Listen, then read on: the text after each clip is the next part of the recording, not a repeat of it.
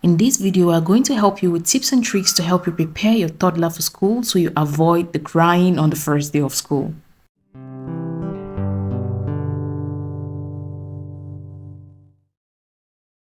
Hello healthy smart moms, welcome to Applemelon. Here we talk all things kids nutrition and give you simple fun ways to make your child love learning and help you raise a smart kid.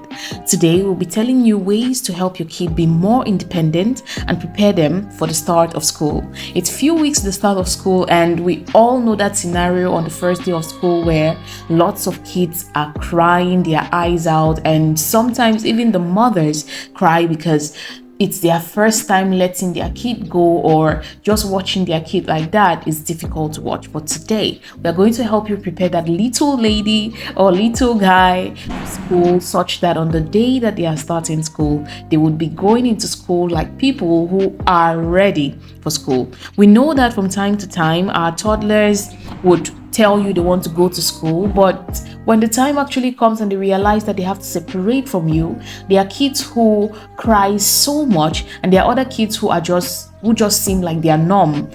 For a kid to be and you drop them off in school and they don't cry, they don't even care, is not good. But for a child to cry so much is not good as well. So you have to look for a balance, and by looking for a balance, it's by helping your child with these tips and tricks which we are going to give you today to help them get to school and adapt to the environment as soon as possible. So without further ado, let's get on to number one. For number one, establish a routine. Children love to know what comes next. Even us as adults find it easy to cope and adapt to a particular environment when we know what comes next. So create a predictable daily routine that includes regular meal time, playtime, rest time, bedtime. In fact, create a routine that includes almost everything, shower time and everything that the child is supposed to be doing, such that the routine provides structure and helps the child to develop a sense of independence and responsibility. And this is going to help them when it's time for them to go to school. The second thing you want to do is to encourage self-care skills. Teach your toddler age-appropriate self-care tasks such as dressing themselves, brushing their teeth, washing their hands, and using the restroom independently. Offer guidance and support as needed, gradually encouraging them to take more responsibilities for themselves. By doing so, also try as much as you can to keep telling them, inform them that they are starting school soon, so they have to learn to do these things to help themselves when you're not there. Tell them that when they go to school, you're not going to be there. You drop them in the morning and then in the afternoon, you come and pick them up and you take them back home. By telling them these things while encouraging self-care skills, it prepares their mind for that day. And when it actually comes, it won't be so much of a problem. Though it's always difficult to separate from somebody that you love, they will be able to manage it knowing that you're coming back to pick them and you're not abandoning them. On to number three, assign age-appropriate chores. Give your toddler simple tasks around the house that they can manage independently, such as putting away their toys, setting the table. Engaging in chores teaches them responsibility and contributes to their sense of independence. This is something which they are going to be doing in school, so you want to start doing it with them at home before you send them off somewhere which they are not familiar with the people around, because it will be easy for them to learn these skills when they are with you and then implement it when they are out there, than for a case where they are first of all struggling to adapt to the people that are around them that they have never seen before, and then they have to learn other skills. It's too much for a child to handle, so you want to help them and teach them this before you send them off to school. As you prepare for school, we would like to remind you that our Applemelon Cookbook is available for you with more than 20 healthy recipes, from drinks to snacks to foods which you can send your kid to school with, and they are actually going to enjoy it. It has also a lunch box plan that you can enjoy and not stress yourself to think of what your child will be carrying to school. If you want yours, check in the description box and you see a link there to buy yours. We have an ebook and a hard book, so no excuses, get yours today. For number four, encourage decision making. Offer your toddler choices throughout the day to help them develop decision-making skills. For example, let them choose between 2 outfits to wear, 2 snack options, or which books they want to read before bed. This empowers them to make decisions and take ownership of their choices, and know that maybe by taking particular choices, there might be certain consequences that might come with them. So train your kids to be able to make decisions for themselves, so that when they are not around you, they will do the right thing and not always count on seeing you before doing the right thing. For the fifth one, you want to try to support problem-solving skills. Encourage your toddler to solve problems on their own. If they encounter a challenge or get frustrated, resist the urge to intervene immediately. Instead, guide them through the problem and help them solve it by asking questions and offering suggestions which can help them to solve that problem. When they get to school, they are going to be able to have to deal with lots of situations. If you don't prepare their problem-solving skills, they will struggle a lot. So it is very important that you do this. On to number 6. Number 6, support play and exploration. Provide your toddler with ample opportunities for unstructured and structured play and exploration. This allows them to develop creativity, imagination, problem-solving abilities, and offer a variety of toy, games, and materials that encourage independent play and exploration. This can help them be the better version of themselves. Toys like puzzles, painting toys, and other things that helps them to get into action, and not just toys that do everything for them, are a good way to support play and exploration. For number 7, foster communication skills. Encourage your toddler to express their needs, thoughts, and feelings through language.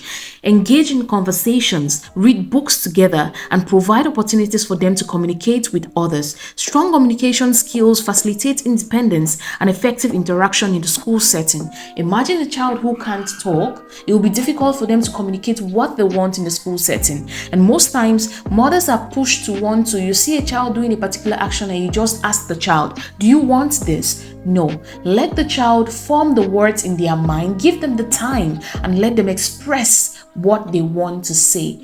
Even if they don't say enough words, please don't laugh at them. Encourage them. Be like, what are you trying to say? And let the child say what they want, because they are going to be needing this a lot in the school setting. Now on to number 8. Here is where the real work starts. Encourage gradual separation. If your toddler has difficulties with separation anxiety, that is, a toddler who always cries so much when you're about to go, gradually expose them to short periods of separation. Start with leaving them with a trusted caregiver or a family member for brief periods, and gradually increase the duration. And sometimes try to leave them with someone who they are not very familiar with, but someone whom you trust, so that they get adapted to the fact that you can leave sometimes, but then you're going to come back.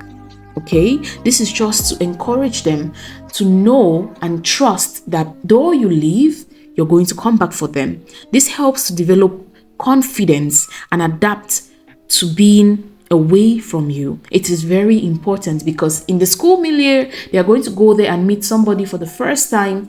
And also, with this gradual separation, sometimes you could just take them to the school which they are supposed to go to. There are mostly teachers there, and plead to leave them with the teacher even for 30 minutes or 15 minutes while they are there doing their registration and everything. This will help your child so much. Before you take a child to a school, try to take them there once or twice for them to see the school environment and already know and explain to them that this is where you're supposed to be coming for school, and when it's school period, I'm going to bring you here in the morning, and I'm going to leave you and I'm going to pick you up in the afternoon. This prepares their mind. Please don't take it for granted. Now on to number 9, you want to encourage resilience. When your toddler faces challenges, allow them to try difficult strategies and problem-solving approaches. Encourage perseverance and resilience by praising their efforts and providing support when needed. If they are trying to do something and you see that they actually put in an effort, praise them and tell them, wow, you can do it, you're doing great already. Encourage the little things that they do, so it makes them more confident to try more difficult things.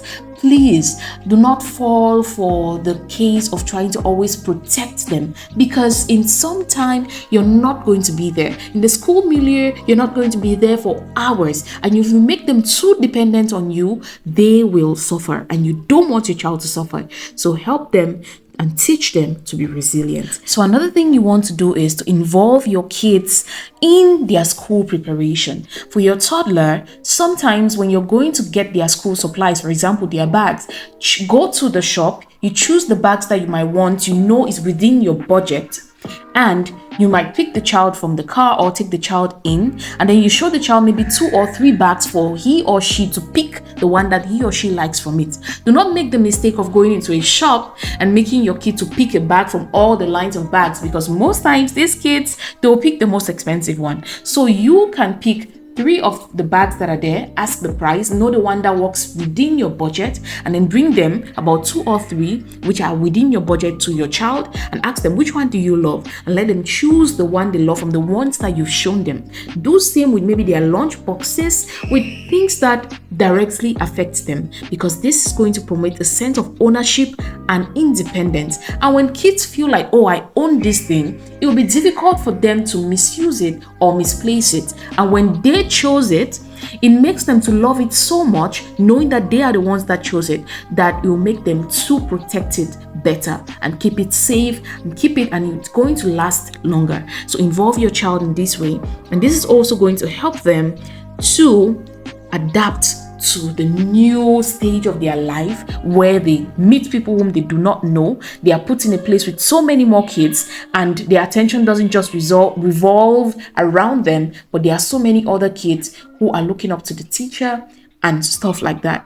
You want to prepare your child for school because it is very important for them, for their mental health, because the start of school can be a very exciting experience, but then because your child is not prepared for it, it turns out to be a very traumatic experience. So let's do the little work we have to do. Let me know in the comment section, how did your child take it when you started school? Were they very calm, or did they cry? And what are other methods which you used? Please do not put in the method of buying sweets and biscuits to fool them to stay in school. No, take the method which is going to help you long term, though it is the harder way. The easy way is not always the best, because it will not give you long-term results. Thank you so much for watching this video. If you're new here and this video has helped you, please consider subscribing, and if you're old, thank you for always coming back. Remember to like and leave a comment of what you might want us to talk about next. Subscribe, and remember to put on a notification button so you are reminded when next I upload a beautiful video like this one. See you next week, same time, same place, and let's keep raising healthy, smart kids. Have a beautiful day.